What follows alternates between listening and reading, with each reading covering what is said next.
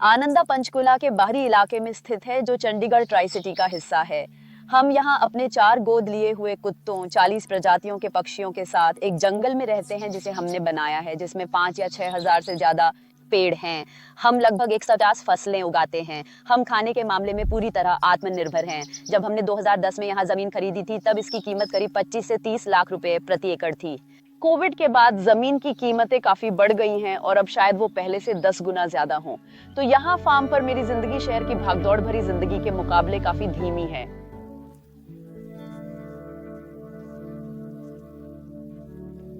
हालांकि हमने ये जमीन 2010 में खरीद ली थी, फिर भी हम मुंबई में ही रहते थे। हम यहाँ आते थे, पौधे लगाते थे, लैंडस्केप डिजाइन करते थे, वर्षा जल संचयन करते थे, लेकिन फिर वापस मुंबई चले जाते थे क्योंकि हमारा घर वहीं था और इसका असर हमारी शहर की आदतों पर भी पड़ने लगा था। मैंने लगभग अपनी पूरी जिंदगी मुंबई में बिताई है। मेरी पहली नौकरी यूनिलीवर में थी। जब मैंने 1997 में करियर शुरू किया, मेरी सैलरी 20,000 रुपये महीना थी। ये एक अच्छी सैलरी थी और कुछ ही महीनों में मेरी शादी होने वाली थी, तो मेरा काम था उस पैसे से अपना ट्रूजो तैयार करना।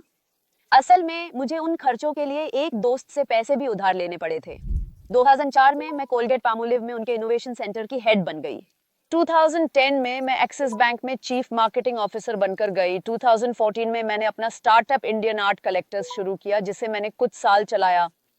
2018 में मैंने क्लिक्स कैपिटल में चीफ मार्केटिंग और डिजिटल ऑफिसर के रूप में ज्वाइन किया। 2019 में मैं उबर इंडिया में चीफ मार्केटिंग ऑफिसर बनी। मुझे लगता है कि जब से मैंने कमाना शुरू किया, तब से लेकर अपने करियर के अंत तक मेरी सैलरी 50 गुना बढ़ गई थी। 2020 में महामारी से ठीक पहले मैंने उबर छोड़ दिया। हमारे लिए शहर छोड़कर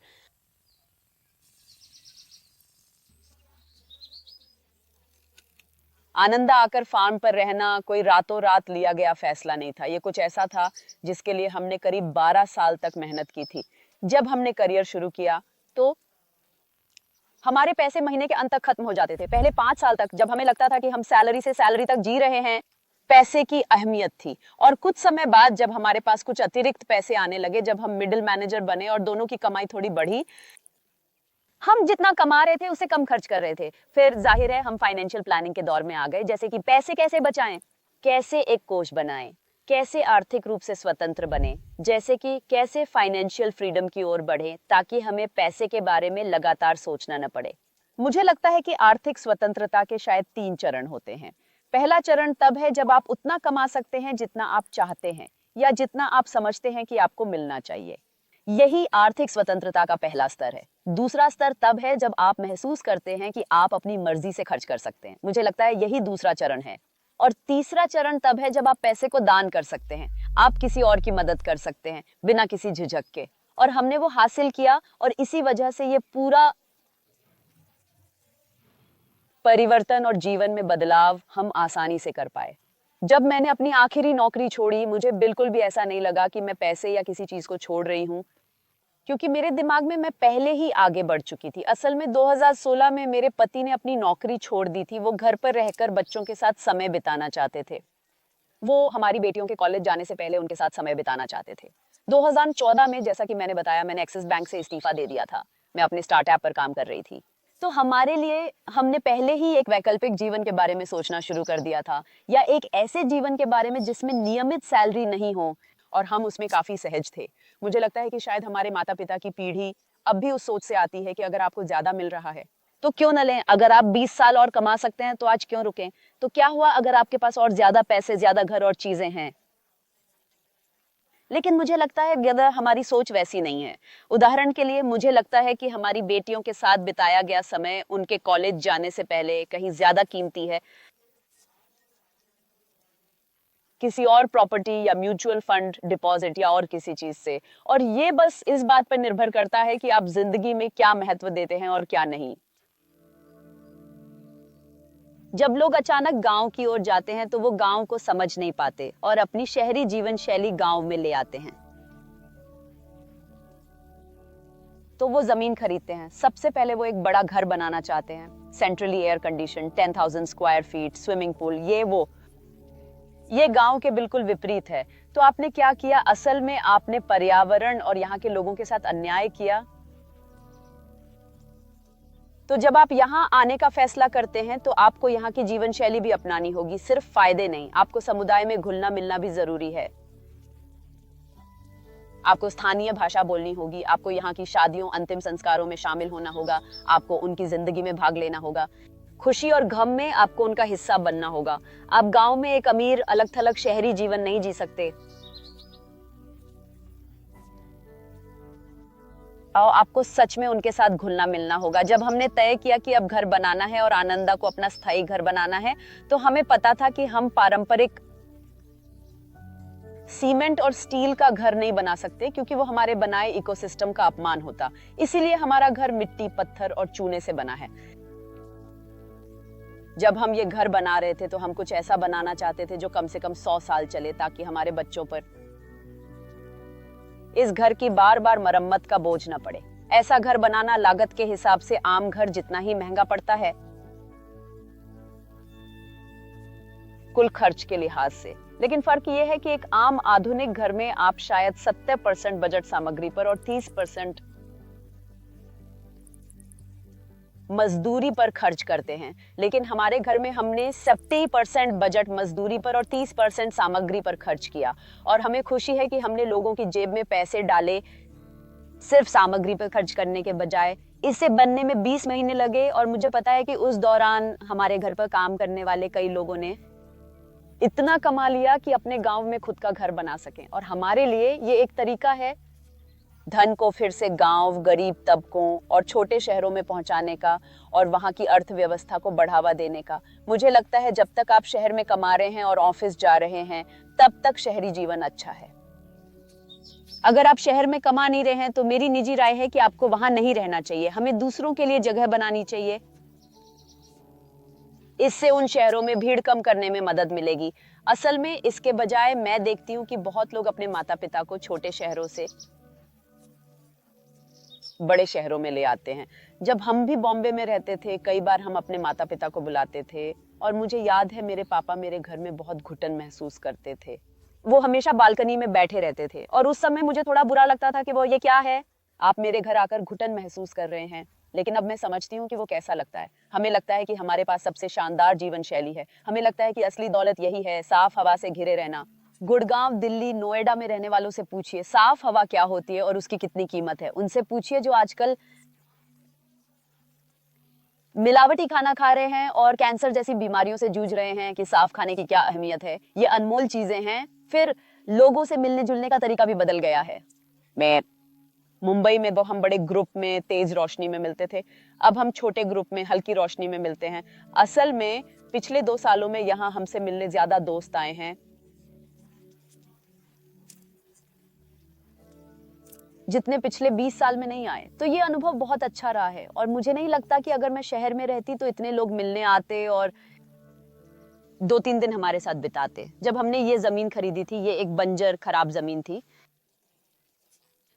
2010 में हमने एक दोस्त से पहली बार पर्माकल्चर के बारे में जाना और जब हमने पर्माकल्चर के बारे में सुना तभी हमें लगा कि ये कुछ ऐसा है जो हम कर सकते हैं। पर्माकल्चर का मतलब है स्थायी कृषि, यानी हम कैसे स्थायी मानव बस्तियां बना सकते हैं जो ज्यादा टिकाऊ हों, जो अपने पर्यावरण को नुकसान न पहुंचाएं और जो हमें हमारी जरूरत की सारी चीजें दें, लेकिन साथ ही आसपास के पर्यावरण को भी नष्ट न करे। तो हम बिना खत्म किए कैसे ले सकते हैं? हम 120 से 125 तरह की खाद्य फसलें उगाते हैं, जैसे गेहूं और बाजरा। हम सभी दालें उगाते हैं। हम सर्दी गर्मी में करीब 50-60 सब्जियां उगाते हैं। हम अपने सारे मसाले खुद उगाते हैं। हम मूंगफली, तिल और सूरजमुखी जैसे तिलहन भी उगाते हैं। तो हमारे पास अपना तेल भी है। हमारी सोच है कि हम वही उगाते हैं जो खाते हैं और वही खाते हैं जो उगाते हैं। अब क्या अगर हम कुछ नहीं उगा पा रहे हैं तो मान लेते हैं कि वो हमारे शरीर के लिए सही खाना नहीं है। जब तक हम काम कर रहे थे हम इतने व्यस्त थे कि हमें अपनी निवेश की देखभाल का समय ही नहीं था। 2014 में मेरे पति ने काम करना बंद कर दिया, तो उनके पास ज्यादा समय था और तब वो हमारी वित्तीय योजना पर बेहतर ध्यान दे सके। और मुझे लगता है उन्होंने सबसे अच्छा पोर्टफोलियो मिक्स तैयार किया है, जिससे हमें दीर्घकालिक लाभ भी मिलता है और तात्कालिक नकदी भी। हमारी 34% बचत रियल एस्टेट में है, 35% संपत्ति इक्विटी म्यूचुअल फंड में है, 15% डेट म्यूचुअल फंड में और करीब 10% सोने में है। जो 40% रियल एस्टेट में है उसमें आनंदा भी शामिल है, और ये हमें रोजाना रिटर्न भी देता है, क्योंकि हम इस जमीन से अपना खाना उगाते हैं और ये हमारा घर भी है। जो लोग सोचते हैं कि वो गांव में जमीन खरीदेंगे, खाना उगाएंगे और उसे बेचकर पैसे कमाएंगे, मैं अपना अनुभव साझा करना चाहती हूँ। मुझे एहसास हुआ है कि खाना बेचने में कोई खास पैसा नहीं है। वजह यह है कि हम एक गरीब देश में रहते हैं जहां खाना हमेशा सस्ता रहेगा। तो मैं लोगों को सलाह देती हूँ कि ऐसे प्रोजेक्ट में हमेशा अपनी आमदनी के स्रोत विविध रखें, और हाँ, अपने अतिरिक्त खाने को आमदनी का एक स्रोत रखें, लेकिन सिर्फ उसी पर निर्भर न रहें। मैंने यहाँ आनंदा में 7-8 आमदनी के स्रोत बनाए हैं। मैं बीज बचाने वाली हूँ, तो मेरा खुद का बीज बैंक है, और मैं ऑनलाइन बीज की दुकान चलाती हूँ, तो ये मेरी आमदनी का एक स्रोत है। लोग पर्माकल्चर टूर के लिए आते हैं, ये मेरी दूसरी आमदनी है। मैं सस्टेनेबल हाउस टूर चलाती हूँ, मैं यहाँ फार्म स्टे चलाती हूँ, मैं ऑनलाइन कंसल्टेशन देती हूँ उन लोगों को जो अपनी पर्माकल्चर फार्म या सस्टेनेबल घर बना रहे हैं। मैं पर्माकल्चर कोर्स ऑनलाइन चलाती हूँ और एक यूट्यूब चैनल भी चलाती हूँ जिससे विज्ञापन से पैसे मिलते हैं। तो ये मेरी 7वीं आमदनी है। और फिर मैं अपना खाना भी बेचती हूँ, तो मेरी कुल 8 आमदनी के स्रोत हैं, और इसी से मुझे फार्म चलाने और पूरे प्रोजेक्ट को आत्मनिर्भर बनाने के लिए पर्याप्त पैसा मिलता है। तो आनंदा पिछले 10 सालों में सिर्फ मेरे पति और बच्चों के नहीं, बल्कि गांव के बहुत से लोगों के सहयोग से बना है, जो इस प्रोजेक्ट से जुड़े और हमारे फार्म स्टाफ बन गए।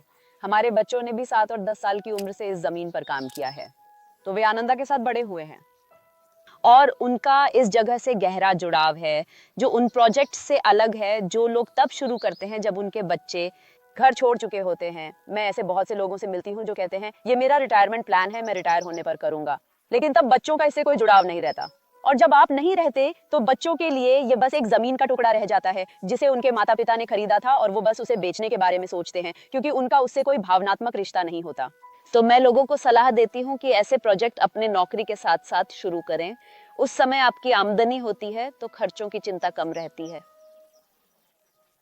आप चीजें अफोर्ड कर सकते हैं। रिटायरमेंट के बाद सिर्फ पैसिव इनकम होती है। उस समय बड़े प्रोजेक्ट शुरू नहीं करने चाहिए, क्योंकि आप अपनी बचत खर्च कर सकते हैं। अगर आज मुझे उसी जमीन पे जाना पड़े जहां मैं 2010 में गई थी, तो शायद मेरे पास उतनी ऊर्जा ना होती कि वही काम दोबारा कर सकूं। तो अक्सर लोग फाइनेंशियल प्लानिंग करते समय सोचते हैं कि बच्चों के लिए विरासत छोड़नी है। मैं ये बात हमेशा सुनती हूँ, एक इधर लेता हूँ, एक उधर, एक छोड़ता हूँ और एक देता हूँ। या आप गहने खरीद रहे हैं या बच्चों को देने के लिए चीजें खरीद रहे हैं। हम भूल जाते हैं कि अगर हमारे बच्चे साफ हवा नहीं ले सकते, ताजा पानी नहीं पी सकते और शुद्ध खाना नहीं खा सकते, तो फिर वो उन पैसों का क्या करेंगे? इतने सारे पैसों का क्या फायदा? मेरे बच्चे हमसे कहते हैं, मम्मी पापा, हमें पता है आपने अपनी तरफ से पूरी कोशिश की है, ठीक है? हमें पता है कि दुनिया हमारे लिए मुश्किल होगी, लेकिन हमें यह भी पता है कि आपने अपनी तरफ से पूरी कोशिश की है। तो आपको किसी बात का अपराध बोध नहीं होना चाहिए, और ये बहुत बड़ी बात है।